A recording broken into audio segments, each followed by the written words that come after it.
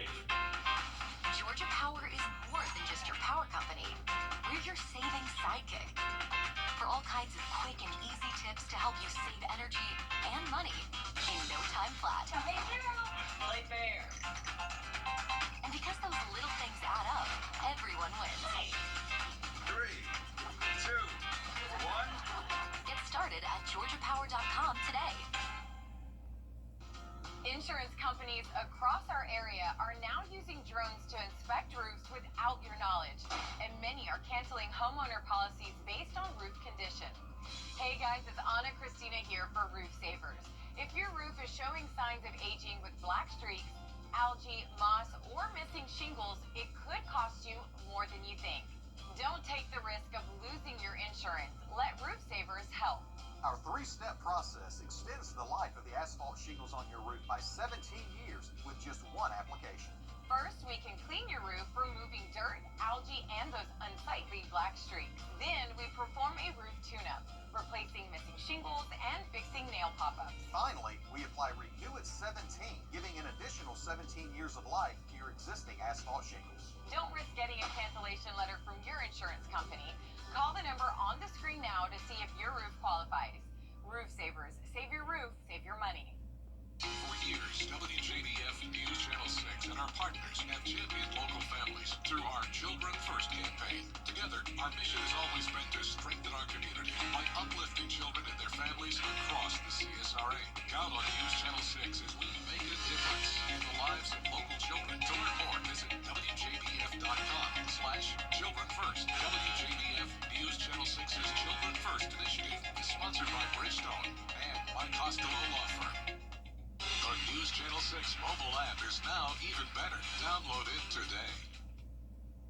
A very warm end to the month of April for us, with temperatures climbing into the mid to upper 80s. We're staying dry for now, but some beneficial rain will head our way as we go into the first weekend of May. I'll break down all the details coming up.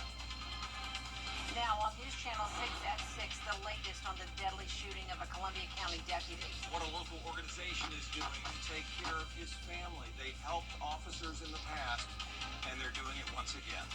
As your News at 6 starts now. Live from Television Park, this is WJBF News Channel 6 at 6. Hello everybody, I'm Brad Means. And I'm Jenny Montgomery. Thank you for joining us tonight. Coverage you can count on begins with the community continuing to mourn the loss of Deputy Brandon Sykes following this weekend's officer-involved shooting. Now, a local organization is working to raise donations for the Sykes family. Graham Lee joining us live now with details on that. And Graham, we've talked about this group before. That's right, Brad. Jenny, we're talking about Shields and Ladders. They're an organization in our area that works to serve first responders' families when the first responders are the ones that are asking for help. They have been very active in ensuring that they are taken care of. Theophilus Knight founded the organization 2 years ago to help first responder families when an unforeseen medical or financial emergency comes their way. It affects them a lot more because they're used to giving assistance instead of receiving assistance, and so they don't reach out. Working in law enforcement, I see that. The goal of these donations is to cover their basic needs. That way they can focus on recovering. For example, they might need a relative flown in to help them take care of the kids or the home or whatever.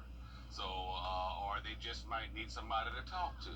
So we want to be there for them. They might need somebody to clean up the house, go purchase some food, mow the lawn, whatever. We're outside of the box, and we want to talk to them and design it just for them. The organization has helped other previously injured deputies in our area, including Richmond County Deputy Kenneth Mercer after he was shot in the neck 2 years ago while on duty. Last year, they also worked with the family of Washington County Deputy Gordon Alley after he became paralyzed from the waist down due to a car crash. Knight says the work to support the Sykes family is well underway, and they invite the community to join the effort. We have a meal train going on.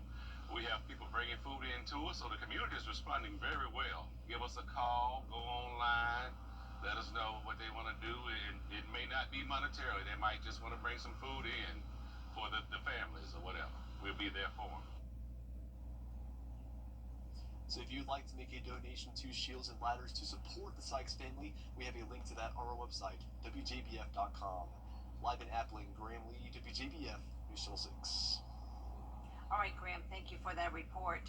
The Columbia County Sheriff's Office says Deputy Gavin White's condition is improving, and he is walking and talking. That's thanks in part to blood donations from the community. Today, Shepherd Community Blood Center held a drive to replenish their supply after all of the units that were used for Deputy White. For each donation, Deputy White's family received $20 to help with his treatment and recovery. It meant a lot to me, and I know it meant a lot to Shepherd for the turnout that we've had here, as well as the tragedy itself. There's so many uncertainties in life now, and you never know when life's gonna happen to anybody. The tragedy happened to the deputy just like that, and it could happen to any of us just like that in a moment. The drive for Deputy White is over for today, and it will be continuing in the future. It is time now for our first check of our weather. Here's Chief Meteorologist John Petracci. Well, we're back to beautiful blue skies here as we take a look at our Terry Limber Hyundai Skyview cam looking in Augusta over the Savannah River. We did have mostly cloudy skies this afternoon, but the clouds are now starting to break apart, and it's nice, dry, and warm weather for us this evening. Now, our almanac came out, and we had a high of 83, very close to our average, and actually the same temperature that we had yesterday. Our low temperature was also close to what we had yesterday, but a little bit warmer at 56. Around the CSRA, we're in the upper 70s through lower 80s, 81 in Thompson, 79 in Allendale, Louisville, you're at 83, Aiken right at 80, 82 in Gibson, and 81 in Lincolnton. The dew points were higher today in the lower 60s in some spots, and that's why those clouds were able to develop, but we're still not seeing any rain, and the winds are pretty light today, only up to around 7 miles per hour, 8 miles per hour now in Augusta, and those winds are coming out of the southeast. You can see here on satellite and radar, we still have some passing clouds, but conditions are clearing, and we also have those isolated to scattered storms south of Atlanta down to the Florida Panhandle, but most of the southeast is dry. We have a cold front draped across the central U.S. with scattered showers and storms along it, but that high pressure in the Atlantic is still keeping us dry here for now. Here's a look at your evening planner, dropping into the upper 70s by 7 p.m., becoming mostly clear, and we'll be right at the 70-degree mark at the 10 o'clock hour. Now, as we look ahead here, you can see high temperatures right at the 88-degree mark over the next 3 days. Isolated storm chances possible Thursday and Friday, but our best shot of rain comes in on Saturday. I'll have more details on that coming up in the full Viper 6 forecast, but back to you. Augusta leaders looking at ways to improve the appearance of the Garden City. They're considering two plans to deal with litter and maintenance. George Escala has the story. The interest in getting Augusta looking better is picking up. All of us are with it. We got to clean up our city. I mean, that's what everyone expects, and that's what we're going to do. A commission committee recommending a plan called Operation City Cleanup. This will focus litter pickup in high traffic areas using those sentenced to community service. Many that have been charged with maybe shoplifting, for example, in state court, and you have probably heard I say from the bench, if you can pick up something that doesn't belong to you, you can pick up trash off the street. Overgrown grass is another issue. This has the mayor pushing consolidating all grass cutting under a new public works department.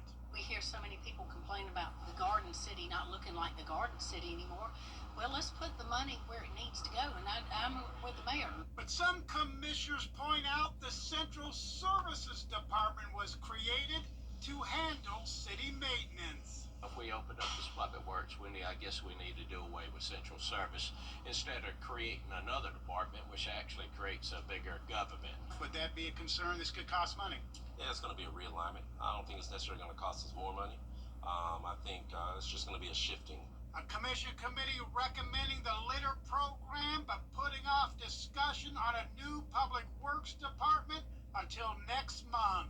In Augusta, George Escala, WJBF, News Channel 6. More than 7 months after Hurricane Helene, Aiken County says cleanup is in the final stretch. County leaders say cleanup from Helene began in October. Most tree limbs and trunks have been picked up. Crews are now focused on removing stumps and root balls, which take longer to process. So far, they've cleared more than 260,000 cubic yards of debris. The root ball stumps are going through barrel grinders because it's a different process. But on the county road system, we have picked up, I believe, above 99% of that debris. The deadline for this phase to wrap up is Wednesday, April 30th. That's tomorrow. We'll have the debris hotline number on our website.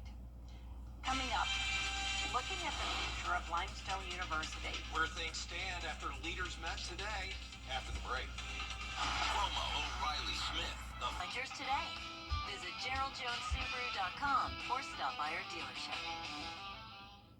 Kelly, where do your best mornings start? Where do you think?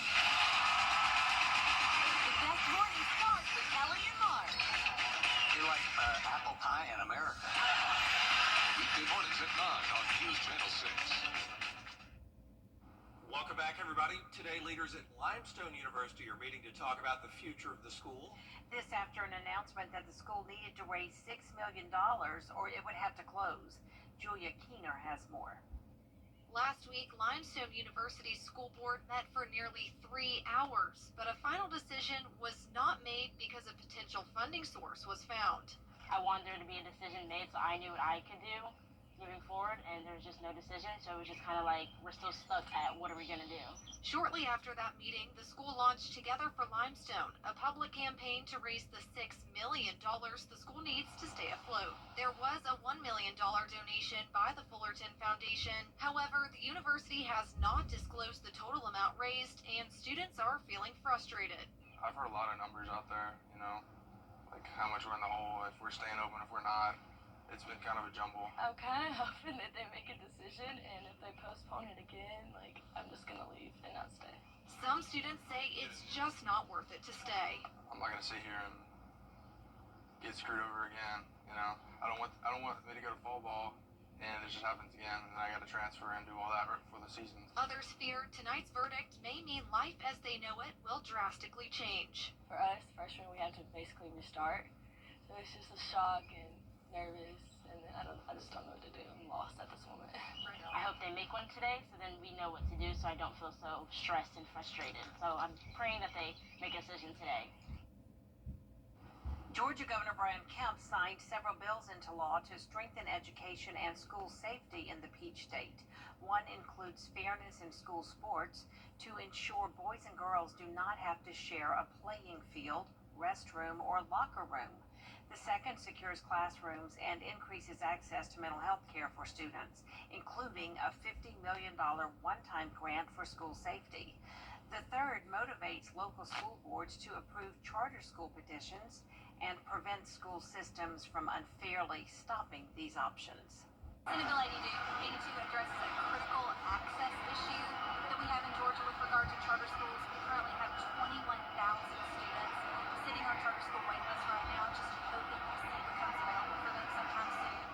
House Bill 268 is now law, which requires schools to have up-to-date mapping and mobile panic alarms and requires student records to be transferred within 5 days so potential dangers can be quickly addressed.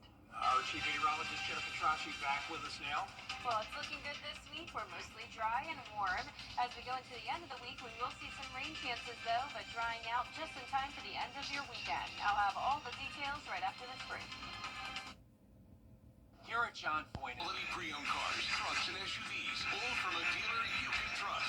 Master your truck buying experience at Master Chevrolet in Aiken. Together, let's drive. Shop now online at masterchevrolet.com. Fish delish, fish delish. Giant white fish, it's Cajun. Hungry taste, you're craving. A pup and a side for $6.99. Captain D's fish delish. You can't always choose the weather, but you can choose your weather app. Go with the most accurate and most trusted, the Live 5 for 6 mobile app. Download it today. Now, your most accurate forecast with WJBF Live 5 for 6. Welcome back. We have some very warm temperatures from the northeast stretching down towards the Gulf Coast, and that includes Augusta. We're sitting in the lower 80s, but on the backside of where there's a very obvious cold front, we have temperatures only in the 60s and even upper 50s in Minnesota. So there's the cold front bringing scattered showers and storms from Texas up towards Canada. We have some flooding concerns, some severe weather all happening here, but the southeast is mostly dry other than this one cluster of scattered storms in southwest Georgia and the Florida Panhandle. But high pressure is still in the Atlantic, and that's bringing in some dry air.